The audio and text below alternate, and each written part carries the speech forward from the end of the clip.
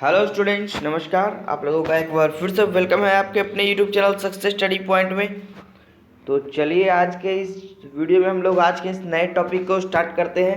तो जैसा कि आप लोग को थंबनेल में दिख गया होगा कि ये जो हमारा सेशन है वो हमारा हिंदी के वस्तुनिष्ठ प्रश्नों का है। ठीक है, तो इस टॉपिक में हम लोग A to Z हिंदी के अध्याय 1 जिसका कि नाम है श्रम विभाजन और जाति प्रथा, इसके सारे महत्वपूर्ण प्रश्नों को इसमें कवर करेंगे। तो सारे बच्चे वीडियो में अंत तक बने रहिएगा और जिन बच्चों को कोई दिक्कत हो वो हमें कमेंट बॉक्स में लिख कर हमसे सवाल पूछ सकते हैं। ठीक है, और जी हाँ, ये उन सारे बच्चों के लिए जो कि इस बार बोर्ड एग्जाम की तैयारी कर रहे हैं। तो बहुत सारे बच्चे पूछ भी रहे थे कि सर क्या हम इसका नोट्स बना सकते हैं। तो जी हाँ, बिल्कुल बना सकते हैं। तो चलिए स्टार्ट करते हैं इस टॉपिक को। तो देखिए आज का हमारा ये पहला प्रश्न है, थोड़ा सा हम व्यू कर लेते हैं इसको।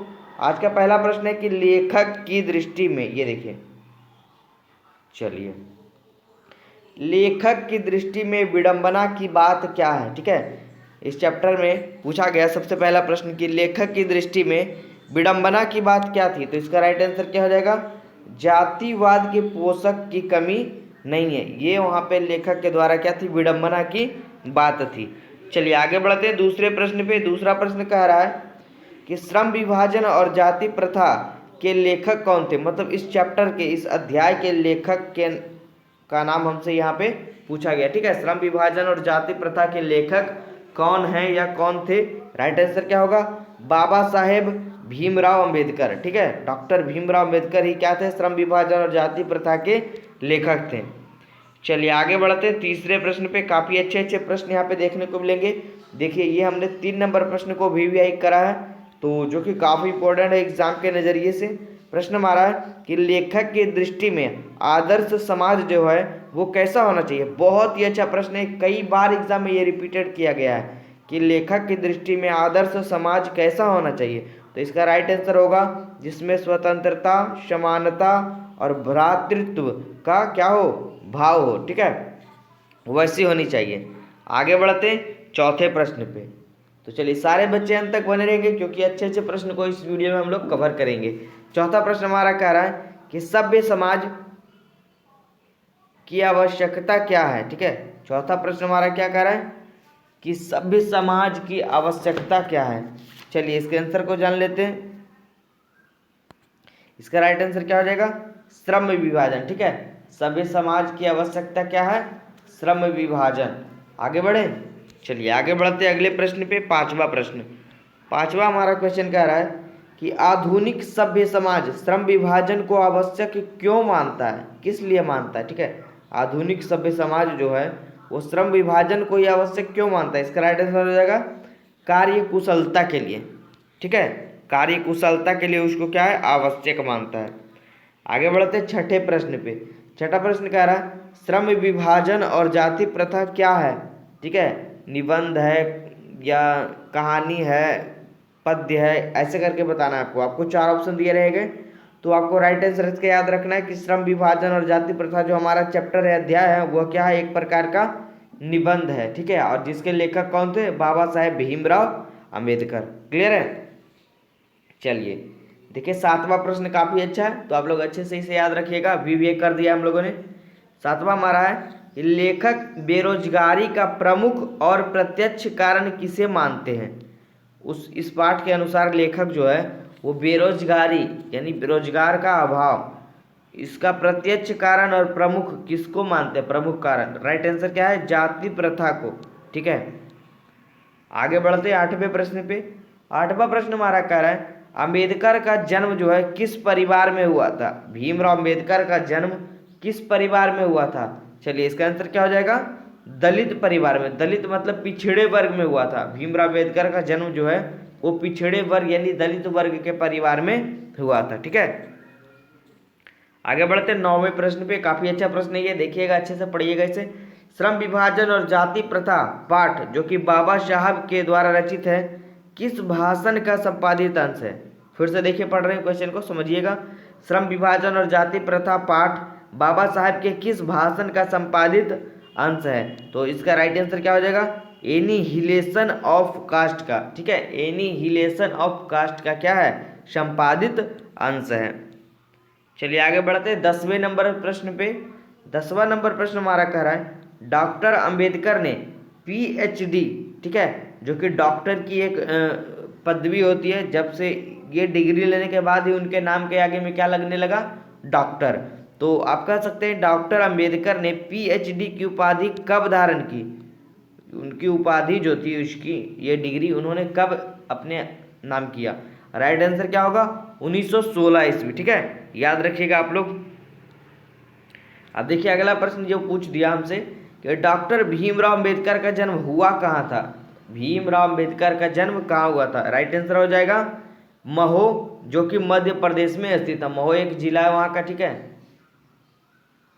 चलिए आगे बढ़े। 12वां प्रश्न हमारा कह रहा है जाति प्रथा भारत में बेरोजगारी का कैसा कारण बनी हुई है, ठीक है। जाति प्रथा जो है भारत में बेरोजगारी का कैसा कारण बनी हुई है। राइट आंसर हो जाएगा प्रत्यक्ष और प्रमुख कारण। इसके पहले भी हम लोगों ने पहले क्वेश्चन पे ये वाला आंसर डील किया था।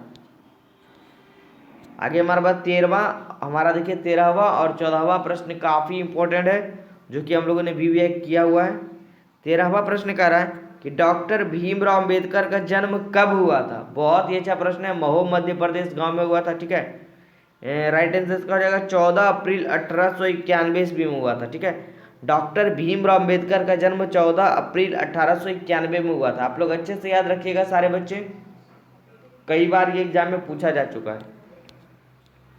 आगे बढ़ते हैं 14वें प्रश्न पे। 14वां प्रश्न हमारा कह रहा है the caste in India their mechanism किनकी रचना है। राइट आंसर क्या हो जाएगा, भीमराव अंबेडकर की रचना है, ठीक है।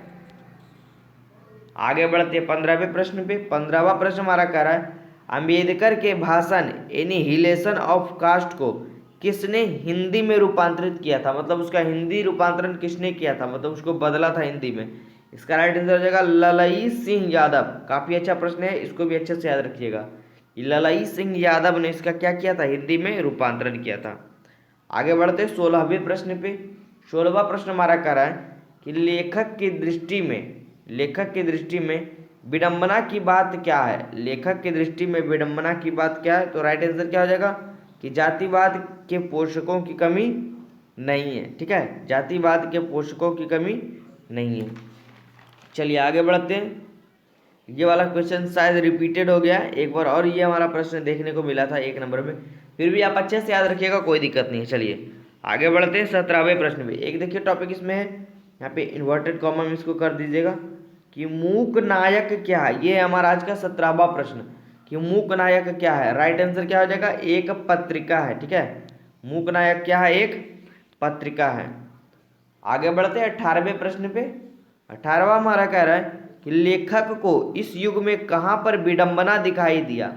लेखक को इस युग में कहाँ पर विडंबना दिखाई दिया। राइट आंसर क्या हो जाएगा, जातिवाद में उनको क्या है, विडंबना दिखाई दिया।